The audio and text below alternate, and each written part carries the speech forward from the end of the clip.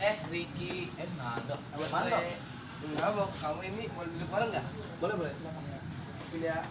Lagi ngapain nih kira-kira sini? Ini nih lagi baca-baca tentang ilmu geografi yang salah satu itu peta. Peta ya. Iya. Kegiatan belajar mengajar tadi sih baru ngebahas peta, cuman aku belum ngerti ya. Bisa dijelasin nggak? Boleh sih. Kita sama-sama kan masih kurang tahu mumpung ada buku nih. Iya, betul. Jadi secara umum peta adalah berupa permukaan bumi yang digambarkan menggunakan satu sistem proyeksi dengan skala tertentu sehingga dapat disajikan di bidang datar. Untuk jenis-jenis peta kalau tidak salah ada ya? Iya ada nih. Sini kan ada jenis peta berdasarkan isi. Salah satunya itu peta umum. Nah, peta umum adalah peta yang memberikan gambaran permukaan bumi secara umum seperti bentuk morfologi, sungai, gunung, permukiman jalan, dan unsur-unsur geografis lainnya. Terus yang kedua ada peta khusus atau peta tematik. Peta khusus atau tematik itu adalah peta yang memberikan gambaran yang bersifat khusus atau peta yang memiliki tema tertentu. Contohnya ada peta tata guna lahan, peta persebaran penduduk, peta persebaran batuan, dan peta persebaran wilayah rawan banjir. Nah, terus ada juga peta berdasarkan skala.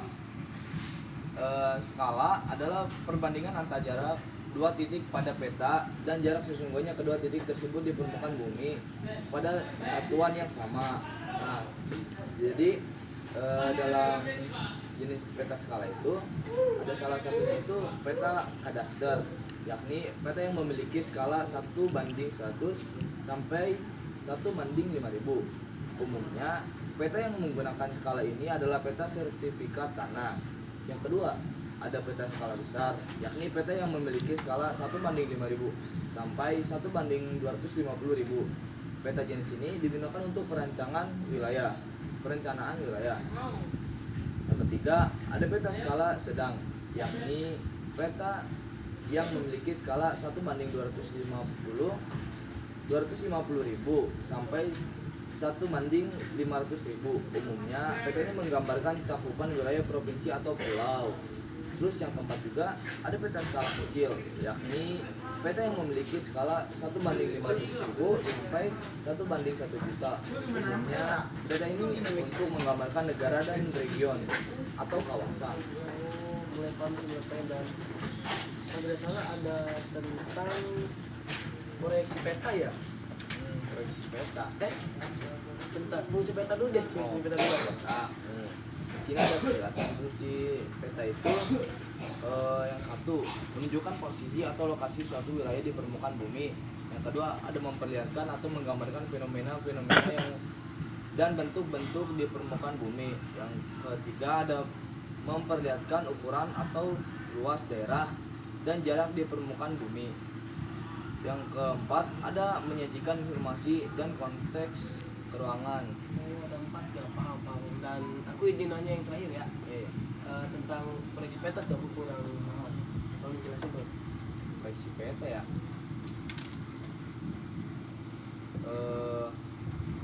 Proyeksi peta merupakan, nah di sini aku belum cari nih. Oh ini nih. Nih, di buku ini proyeksi peta adalah teknik untuk menggambarkan permukaan bumi melengkung di atas bidang datar. Pembuatan peta dengan sistem proyeksi dapat digambarkan seperti mengupas kulit jeruk. Kemudian kulit jeruk tersebut kita lebarkan. Oh, untuk berdasarkan bidang proyeksinya itu ada apa aja ya? Di sini itu proyeksi peta berdasarkan bidang proyeksi. Nah ini salah satunya. Jadi berdasarkan bidang proyeksi yang digunakan, proyeksi peta dibedakan menjadi sebagai salah satunya itu proyeksi azimutal atau proyeksi zenithal. Proyeksi ini menggunakan bidang datar sebagai bidang proyeksi. Sumber simetri dari proyeksi ini adalah garis yang melalui pusat bumi dan tegak lurus ke arah bidang proyeksi. Nilai yang paling baik untuk proyeksi azimutal adalah sekitar 10. Terus ada juga proyeksi kerucut. Proyeksi ini menggunakan bidang kerucut sebagai bidang proyeksinya. Sumber simetri dari proyeksi ini adalah sumber dari kerucut yang melalui pusat bumi.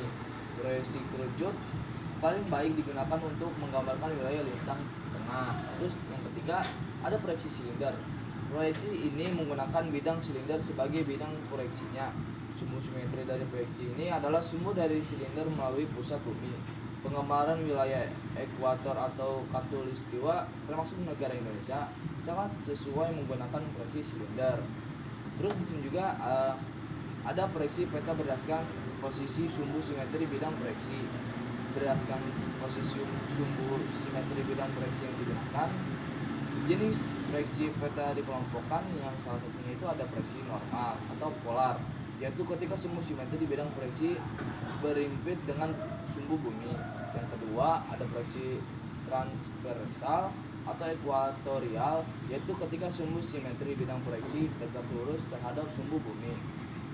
Yang ketiga ada proyeksi miring atau oblik, yaitu ketika sumbu simetri bidang proyeksi membentuk sudut terhadap sumbu-sumbu bumi. Terus di sini juga ada proyeksi peta berdasarkan kedudukan bidang proyeksi terhadap bumi. Proyeksi peta berdasarkan kedudukan bidang proyeksi terhadap bumi dibedakan menjadi dua jenis. Yang satu ada proyeksi tangan atau menyinggung, itu ketika posisi bidang proyeksi bersinggungan dengan permukaan bumi. Proyeksi sekan atau memotong, yaitu ketika posisi bidang proyeksi berpotongan dengan permukaan bumi. Ini nih ada salah satu gambarnya nih. Nah, terus sini juga ada proyeksi berdasarkan ketentuan geometri yang dipenuhi. Ketentuan geometrik diantaranya terdiri dari jarak antar titik, luas permukaan berdasarkan sudut, dan bentuk yang digambarkan di peta. Hal tersebut harus sesuai dengan kondisi di permukaan bumi dengan memperhatikan faktor skala. Jenis-jenis proyeksi berdasarkan ketentuan geometri yang dipenuhi adalah satu, proyeksi ekuidistan, yaitu ketika jarak titik yang terletak di peta sama dengan jarak sebenarnya di permukaan bumi dan memperhatikan faktor skala. Yang kedua, ada proyeksi konform, yaitu ketika besar sudut atau arah suatu garis yang digambarkan di peta sama dengan besar sudut atau arah sebenarnya di permukaan bumi dengan memperhatikan faktor skala. Yang terakhir, ada proyeksi ekuivalen, yaitu ketika luas permukaan digambarkan di peta harus sama dengan luas sebenarnya di permukaan bumi dengan memperhatikan faktor skala. Mantap Ricky. Terima kasih untuk edukasinya Ricky. Mungkin sampai sini saja ya Ricky. Sampai sini aja dulu ya, aku juga udah capek nih, masih ada tugas yang lain mau dikerjain. Iya sama sih untuk persiapan ujian ya. Iya. Aduh, sampai di sini aja mungkin ya. Terima kasih edukasinya. Ya, semoga bermanfaat ini untuk kita berdua. Terima kasih. Ujian. Baik. Ya. Dadah. Yuk.